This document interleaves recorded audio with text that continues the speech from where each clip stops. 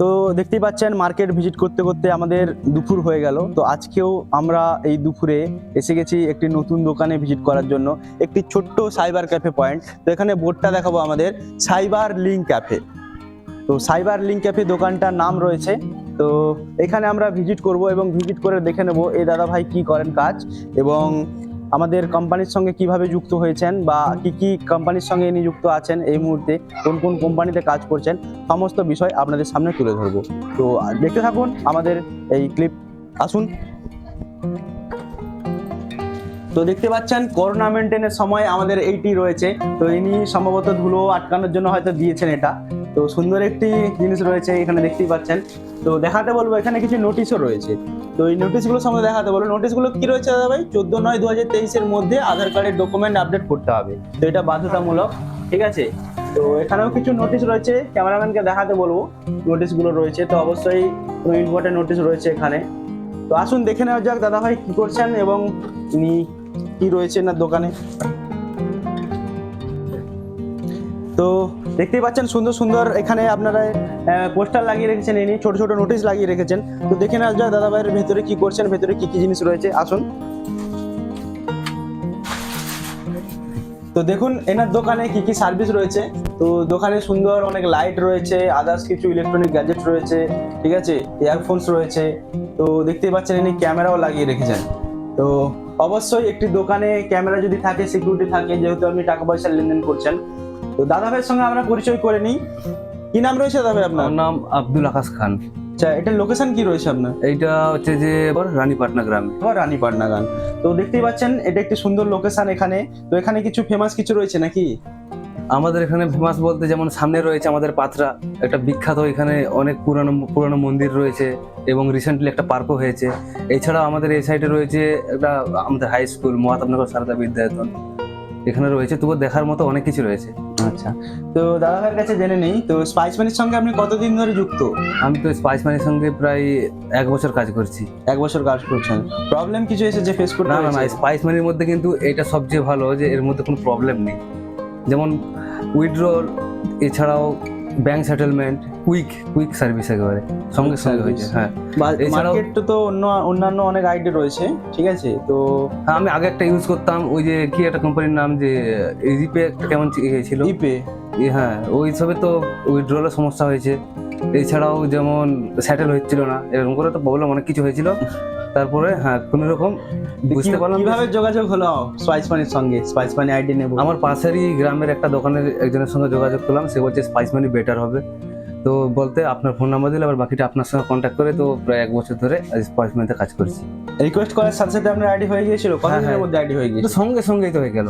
Request করেছিলেন, visit করে আপনার ডকুমেন্ট পাঠিয়েছিলেন না আপনার দোকান ভিজিট হয়েছিল? আমার দোকানে এসেছিল, দোকানে ভিজিট হয়েছিল, ভিজিট করে। তো দেখতেই পাচ্ছেন দাদা ভাই। তো সমস্ত ভিউয়ারদের অনুরোধ যেটা রেখেছেন ইনি, দোকান ভিজিট না হলে আইডি হবে না, ঠিক আছে। অবশ্যই একটি জেনুইন দোকান থাকতে হবে আমাদের স্পাইস মানি আইডি নেওয়ার জন্য। প্লাস হচ্ছে রিকোয়ার্ড ডকুমেন্ট যেগুলো রয়েছে, আধার কার্ড, প্যান কার্ড এবং ব্যাংকের বই। তো সমস্ত ডকুমেন্টের যেন নামের স্পেলিং, ফাদার নেম, ডিওবি যেন ম্যাচ থাকে, তবেই আপনি একটি স্পাইস মানির আইডি নিয়ে আপনি কাজ করতে পারেন এই পেসে, ঠিক আছে। তো আমাদের যে এনপিসিআই নতুন রুলসটা নিয়ে এসেছে, তো রুলসটা সম্বন্ধে কিছু জেনে নেবো। তো যে নতুন যে আমাদের রুলস নিয়ে এসেছে, তো রুলসটা কি এবং আপনি জানেন রুলসটা কি রয়েছে এবং কিভাবে কাজ করছে? আমাদের এই স্পাইস মানিতে যে নতুন রুলস গুলো, শুধু স্পাইস মানি না, সমস্ত এই পেসে হাতের ছাপ দিয়ে টাকা তোলা। আগে প্রথমটা কেমন হতো, জাস্ট কাস্টমার ফিঙ্গার দিয়ে টাকা উইথড্রল হয়ে যেত।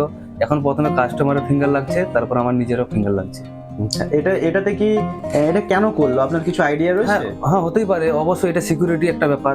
এটা আমাদের সেফটির জন্যই করেছে, যাতে না কাস্টমারের টাকারও সমস্যা হয় আর আমাদেরও এত না কোনো রকম সমস্যা হয়, যার কারণে একটা সিকিউরিটির ব্যাপার নিশ্চয়ই। ভালো লাগছে আপনার? হ্যাঁ, অবশ্যই, এতে আমি পুরোপুরি একমত।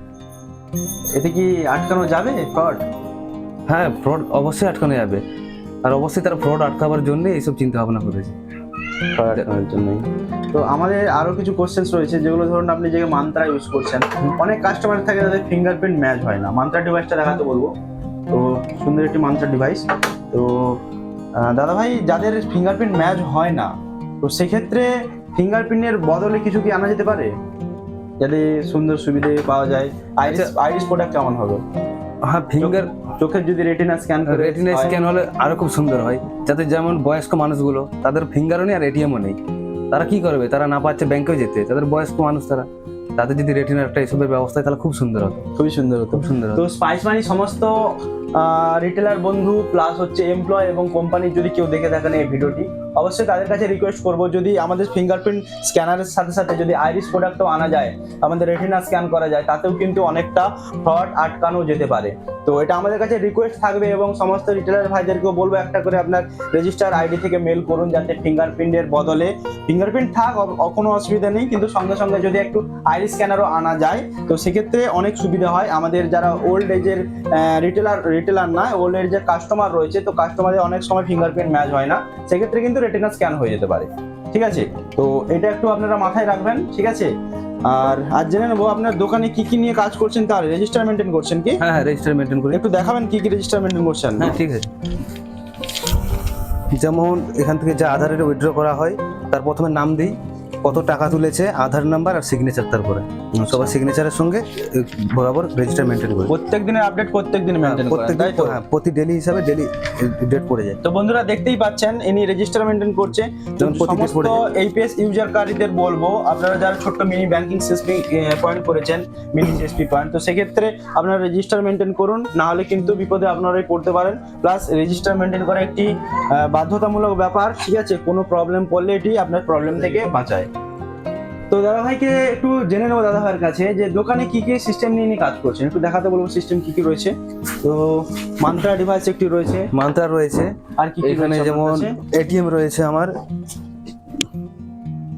এটিএম রয়েছে। হ্যাঁ, তো দেখতেই পাচ্ছেন স্পাইস মানির একটি সুন্দর এটিএম রয়েছে আমাদের। এটিএম ডিভাইসের মাধ্যমে এটিএম দিয়ে টাকা উইথড্র করে দিতে পারেন কাস্টমারের। ঠিক আছে, এসে যাও। আর সুন্দর একটি সিস্টেম রয়েছে দেখতে পাচ্ছেন, প্রিন্টার রয়েছে। প্রিন্টার কি মডেল রয়েছে? আমার প্রিন্টার রয়েছে স্মার্ট ট্যাঙ্কের, স্মার্ট ট্যাঙ্ক। এছাড়াও রয়েছে লেমিনেশন মেশিন রয়েছে, আর কম্পিউটার রয়েছে। তো কেউ যদি নতুন দোকান খুলতে চায়, দোকান খুলতে গেলে তার কি কি স্টার্টিং এ কি কি প্রয়োজন আছে, বা নতুন দোকান খুলতে গেলে পুঁজি কত নিয়ে স্টার্ট করা উচিত তার? দেখো, মিনিমাম ওইটা লোকেশন অনুযায়ী একটু বোঝা যায়। যেমন প্রথমটাই খরচাটা একটু হয়ে যাবে, যেমন একটা সিস্টেমের জন্য কম্পিউটার আর একটা প্রিন্টার, এটা তো এগুলো কমন, এগুলো লাগবে। এছাড়াও নর্মালি একটা বিজনেস করার জন্য আমার মনে হচ্ছে প্রথমটা স্টার্টিংয়ে 50,000 মিনিমাম নিয়ে নামতে হবে। মিনিমাম 50,000। কি কি জিনিস রাখা দরকার স্টার্টিং এ? স্টার্টিংয়ে যেমন কম্পিউটার রইলো, লেমিনেশন রইলো, জেরক্স রইলো, এছাড়াও তোমার মান্ত্রা একটা ডিভাইস লাগছে, আর এটিএম লাগছে, প্লাস স্পাইস মানি আইডিটা তো নিতেই হবে। এছাড়া তো না হলে কাস্টমারকে সার্ভিস কি করে দেবে? স্পাইস মানি দাদা ভাই বলছেন যে 1 বছর ধরে আমাদের সঙ্গে যুক্ত এবং এনার এক্সপিরিয়েন্স আমরা আপনাদের দেখালাম। তো আরো কিছু বিষয় আমরা দাদা ভাইয়ের কাছে জেনে নেব। ঠিক আছে, যেমন হচ্ছে আপনি দোকানে কি কি পরিষেবা প্রদান করছেন? যেমন হচ্ছে যে স্পাইস মানিতে টাকা তোলা, এই ছাড়াও অনলাইনে যাবতীয় কাজ, যেমন এই যে কলেজে স্কুলে যে ভর্তি হওয়া হচ্ছে আজকাল অনলাইনে, এছাড়াও আধার কার্ডের যাবতীয় কাজ, যেমন অনলাইনে যেগুলো এখন দিচ্ছে আর কি, ওইসব সার্ভিস দেওয়া হচ্ছে। তারপরে এই অনলাইনের মানে ওইসবই আর কি। এছাড়া টিকিট ফিট কাটি না এখনো, কারণ আইআরসিটিসিকে একটু প্রবলেম হচ্ছে, যার কারণে টিকিট আমাদের কাটতে পারছি না। মার্কেটে সুন্দর একটি পরিষেবা প্রদানকারী হতে গেলে কি কি করণীয়? প্রথমে তো মার্কেটে দাঁড়াতে গেলে কাস্টমারের সঙ্গে সবচেয়ে ভালোভাবে ব্যবহার করতে হবে। তারপর এমন কোনো একটা কাজ করা যাবে না যাতে কাস্টমারের সমস্যা হয়। সার্ভিস ভালোভাবে দিতে হবে, টাইম মেনটেন করতে হবে, তবে একটা কাস্টমারের পছন্দ হতে পারবে। আচ্ছা, এতদিন যে আপনি স্পাইস মানিতে কাজ করছেন 1 বছর ধরে, এমন কিছু প্রবলেম ফেস করতে হয়েছে যেগুলো সলিউশন হয়নি, বা কি কি প্রবলেম? না না না, এইটা কিন্তু কখনো হয়নি। আমাদের যদি কোনো রকম প্রবলেম হয়েও থাকতো, সঙ্গে সঙ্গে ডিস্ট্রিবিউটর আপনাকে ফোন করে দিতাম, আপনি তো ইনস্ট্যান্ট কোনো প্রবলেম হলে আমাদের থেকে হেল্প সাপোর্ট হওয়া যায়। হ্যাঁ, অবশ্যই ভালো। 24 আওয়ার্স। 24 এখন একটু আগেই তো আমি হোয়াটসঅ্যাপ করেছিলাম, সেই হোয়াটসঅ্যাপে এখনো তো রয়েছে।